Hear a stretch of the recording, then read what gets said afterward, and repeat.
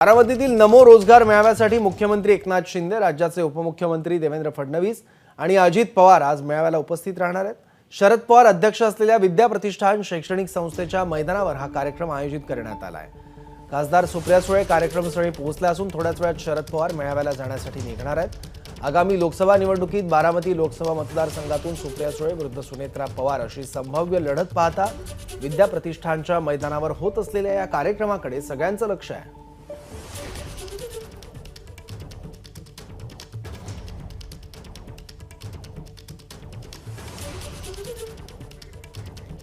याबद्दल आणखी माहिती घेऊया। आपले प्रतिनिधी मंदार गोंजारी आता आपल्या सोबत आहेत। मंदार, कार्यक्रम सुरू होण्यासाठी आणखी किती अवकाश आहे?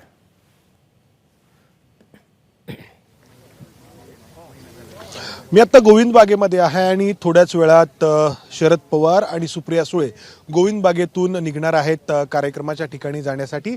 कार्यक्रमाची नियोजित वेळ ही 11 वाजताची आहे, मात्र त्याआधीच हे दोघे संस्थेमध्ये जाणार आहेत, कारण विद्या प्रतिष्ठानचे अध्यक्ष आहेत शरद पवार आणि इतर जे विश्वस्त आहेत त्यामध्ये सुप्रिया सुळे यांचा देखील समावेश होतो। दुसरीकडे आपण पाहतो आहोत उपमुख्यमंत्री अजित पवार यांच्या हस्ते बारामतीमधल्या काही विकास कामांचं उद्घाटन होत आहे। खरं तर मुख्यमंत्री आणि राज्याचे दोन्ही उपमुख्यमंत्री बारामतीमध्ये आल्यानंतर पहिला कार्यक्रम होणार होता तो बारामतीमधल्या पोलीस उपमुख्यालयाच्या उद्घाटनाचा। त्यानंतर बारामतीचं जे नवीन बस स्थानक बांधण्यात आलंय त्याचं उद्घाटन होणार होतं आणि त्यानंतर तिसरं उद्घाटन होणार होतं पोलीस वसाहतीचं आणि त्यानंतर चौथा शेवटचा कार्यक्रम असणार होता नमो रोजगार मेळाव्याचा। मात्र इतर पहिले जे 3 कार्यक्रम आहेत उद्घाटनाचे ते आता ऑनलाईन होणार आहेत, त्यामुळं अजित पवार उपमुख्यमंत्री अजित पवार आधी जाऊन या कामांची पाहणी करतायत।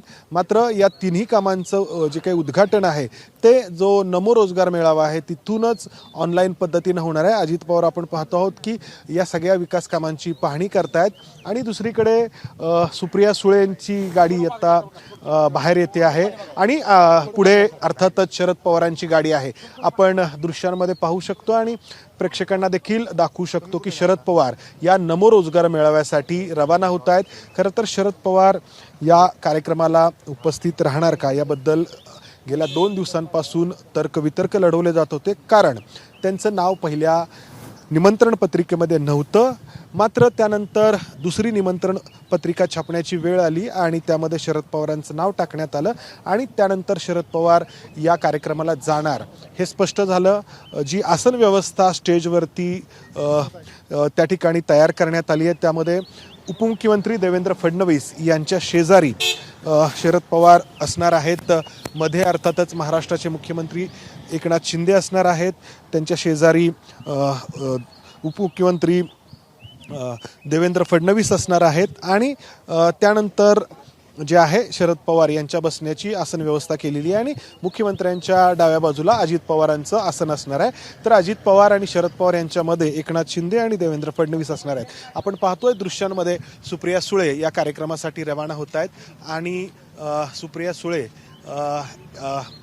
आपण आधी शरद पवारांची गाडी गेल्याचं पाहिलं आणि आता सुप्रिया सुळे देखील कार्यक्रमासाठी रवाना झालेले आहेत। 11 वाजताचा कार्यक्रम आहे, पण मी सुरुवातीला जसं म्हटलं की हे दोघेही विद्या प्रतिष्ठानचे विश्वस्त आहेत, त्यामुळं आधीच संस्थेमध्ये हे दोघे हजर असणार आहेत आणि शरद पवारांनी लिहिलेलं पत्र देखील सगळ्यांना ठाऊक आहे की ज्यामध्ये शरद पवारांनी या विद्या प्रतिष्ठानचा अध्यक्ष या नात्याने राज्याच्या मुख्यमंत्र्यांना आणि उपमुख्यमंत्र्यांना चहापानासाठी देखील आमंत्रित केलंय। खरं तर शरद पवारांनी मुख्यमंत्री आणि दोन्ही उपमुख्यमंत्र्यांना या गोविंद बागेमध्ये जेवणाचं आमंत्रण दिलेलं होतं, जे जेवणाचं आमंत्रण या तिघांनी देखील नाकारलं। मात्र कार्यक्रम झाल्यानंतर किंवा कार्यक्रमाच्या आधी चहापानाला तरी हे मुख्यमंत्री आणि 2 उपमुख्यमंत्री विद्या प्रतिष्ठानच्या कार्यालयामध्ये येतात का याकडे देखील सगळ्यांचं लक्ष आहे।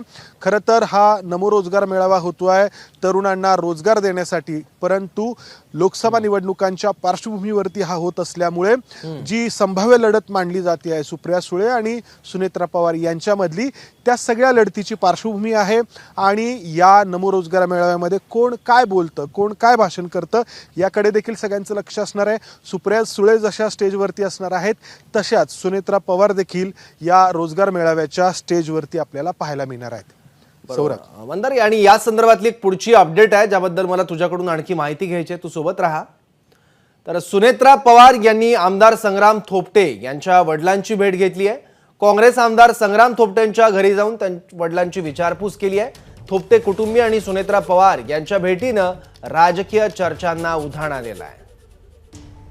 सुनेत्रा पवार यांनी आमदार संग्राम थोपटे यांच्या वडिलांची भेट घेतली। आणखी माहिती घेऊया आपले प्रतिनिधी मंदार गोंजारीकडून। मंदार, काय अर्थ आहे या भेटीचा?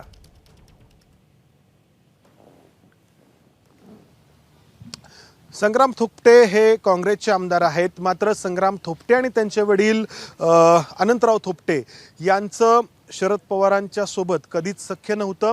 राजकारणामध्ये हे दोघे एकमेकांचे विरोधक म्हणून ओळखले गेले आणि हा जो संग्राम थोपटे यांचा भोरवेल्ला मतदारसंघ आहे विधानसभेचा, तो बारामती लोकसभा मतदारसंघाचा भाग आहे आणि त्यामुळं जरी काँग्रेस आणि राष्ट्रवादी काँग्रेस यांची सुरुवातीपासून आघाडी असली तरी संग्राम थोपटे लोकसभेला सुप्रिया सुळे यांचं काम करतात का, यांना मदत करतात का, हा प्रश्न सातत्याने विचारला गेला। त्यावरती आरोप प्रत्यारोप देखील झाले आणि आता असं असताना सुनेत्रा पवार यांनी अनंतराव थोपटे जे माजी मंत्री आहेत काँग्रेसचे त्यांची भेट घेतलेली आहे आणि या भेटीचा अर्थ हाच आहे की बारामती लोकसभा मतदारसंघामध्ये असलेल्या भोरवेल्ला विधानसभेच्या मतदारसंघात काँग्रेसचे असलेले संग्राम थोपटे, काँग्रेसचे असलेले आमदार संग्राम थोपटे हे नक्की काम कोणाचं करणार, सुप्रिया सुळेंसाठी करणार की अजित पवारांच्या पक्षासाठी काम करणार।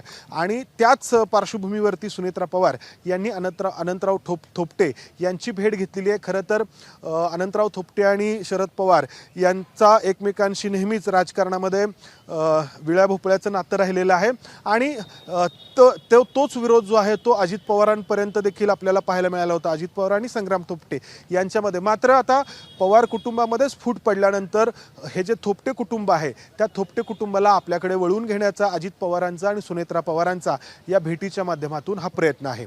सौरभ, ठीक आहे मंदार, धन्यवाद या माहितीबद्दल। एबीपी माझा, उघडा डोळे बघा नीट।